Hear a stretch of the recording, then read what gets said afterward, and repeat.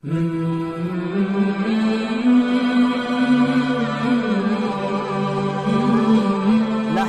ونصلي ونسلم على رسوله الكريم اما بعد اعوذ بالله من الشيطان الرجيم بسم الله الرحمن الرحيم قال رب اني لا املك الا نفسي واخي فافرق بيننا وبين القوم الفاسقين صدق اللہ العظیم۔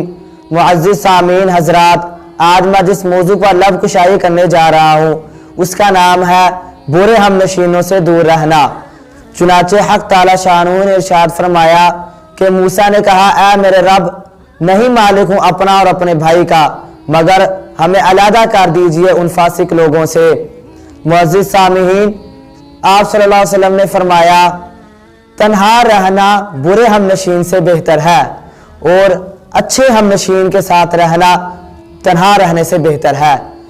ایک حدیث میں آتا ہے کہ آپ صلی اللہ علیہ وسلم نے فتنوں کے بارے میں ذکر فرمایا۔ صحابہ نے عرض کیا یا رسول اللہ صلی اللہ علیہ وسلم، آپ ہمیں اس کے بارے میں کیا حکم دیتے ہیں؟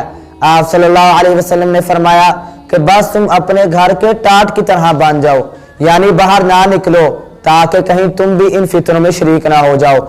ایک اور حدیث میں آپ صلی اللہ علیہ وسلم نے فرمایا کہ مسلمان کا سب سے بہترین دولت بکریاں ہوں گی جو وہ لے کر پہاڑوں کی چوٹیوں پر بارش کی تلاش میں نکلے گا اور اپنا دین بچا کر بھاگے گا۔